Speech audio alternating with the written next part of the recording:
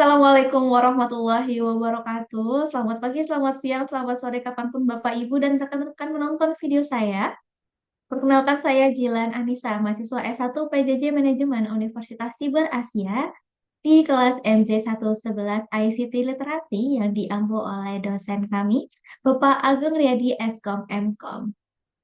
Sini saya adalah ketua dari kelompok 15 yang kemarin telah menyampaikan penugasan penulisan makalah atau jurnal yang berjudul Implementasi Program Employee Advocacy untuk meningkatkan kepercayaan publik kepada Kementerian Keuangan. Kita langsung masuk ke latar belakang dan rumusan masalah. Sebelum itu saya akan mengutip satu kalimat yang diungkapkan oleh Chris Voss, pensiunan FBI negotiator. Kata Chris Voss, in the absence of information, people create their own narrative.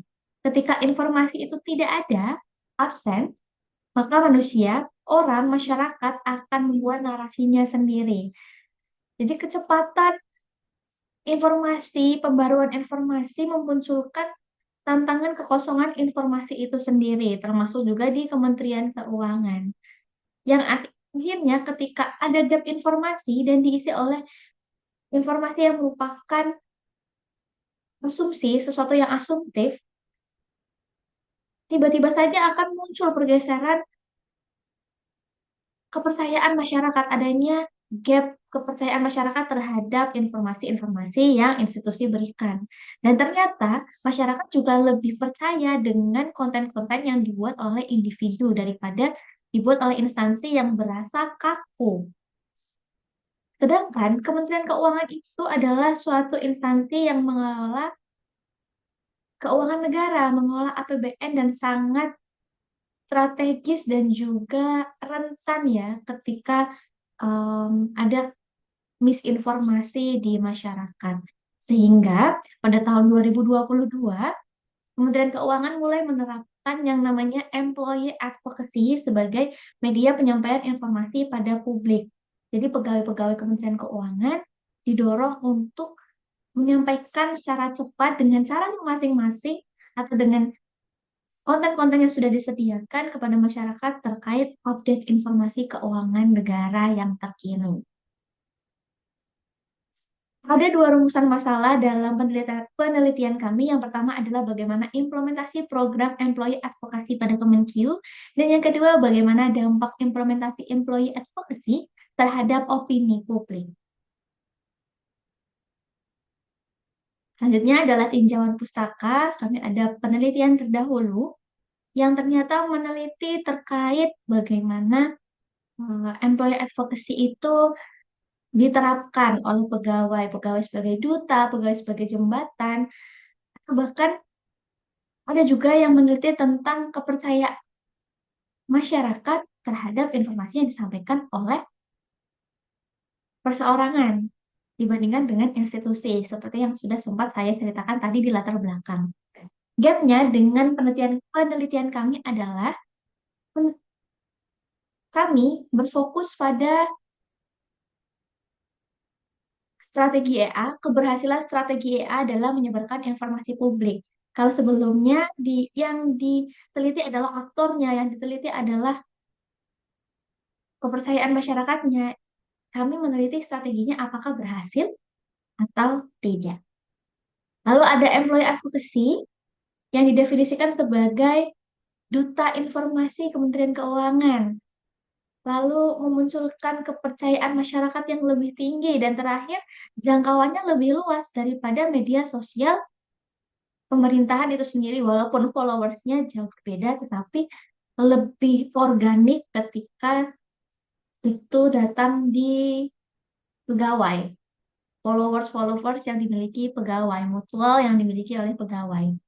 Lalu kepercayaan publik terdiri atas 5 dimensi. Yang pertama adalah integritas, kompetensi.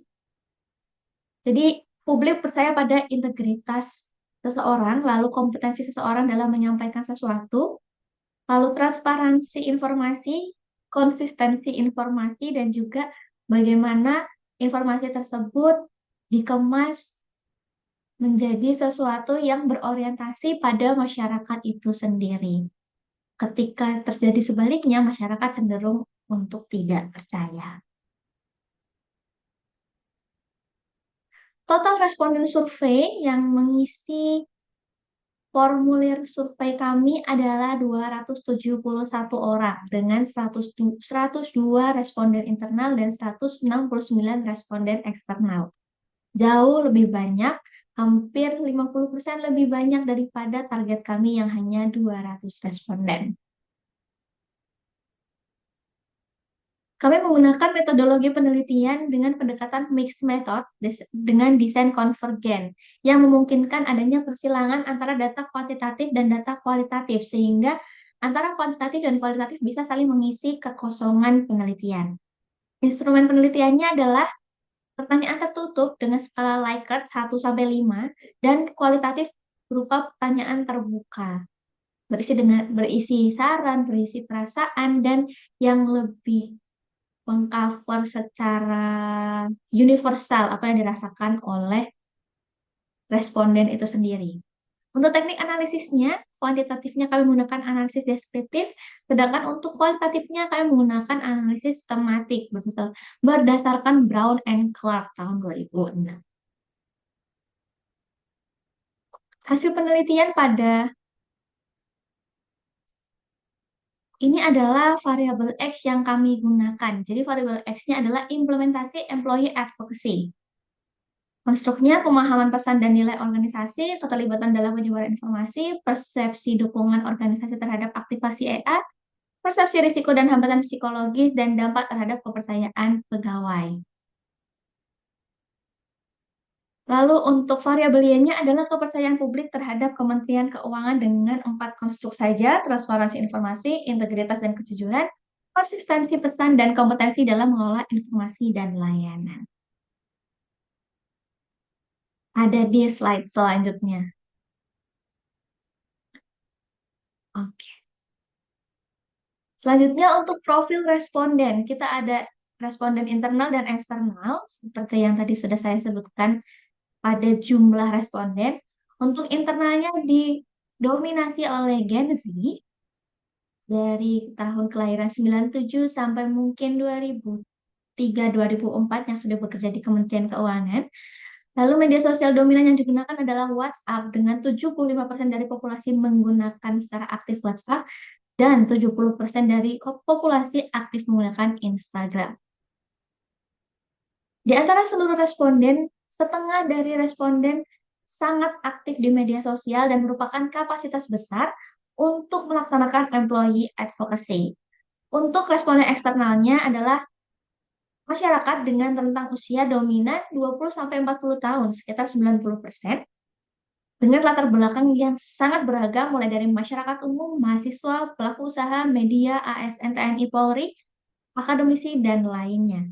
Dengan tingkat paparan informasi Kemenkyu yang tinggi. Hasil penelitiannya untuk kuantitatif terhadap survei internal, untuk konstruk pertama, pemahaman pesan dan nilai organisasi, min-nya adalah 4,54. Lalu keterlibatan dalam penyebaran informasinya 3,45.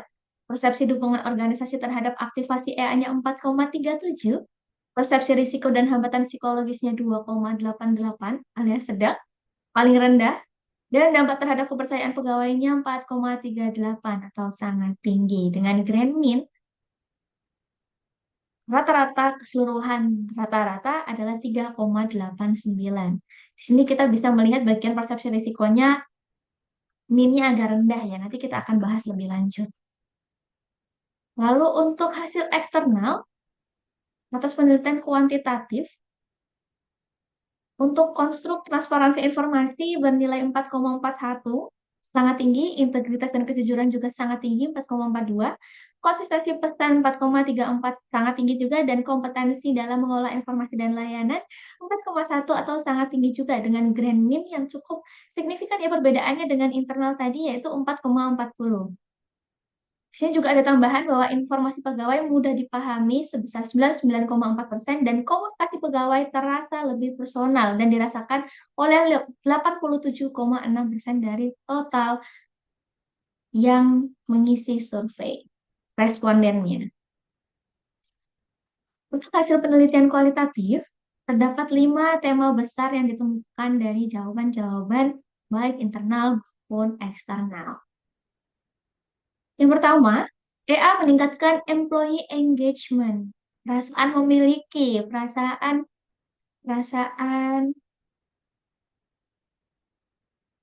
ada sebagai bagian dari organisasi. Lalu pegawai sebagai jembatan komunikasi publik, terasa di pihak masyarakat, terasa di keluarga, terasa di kerabat dan teman-teman terdekat dari pegawai Kementerian Keuangan.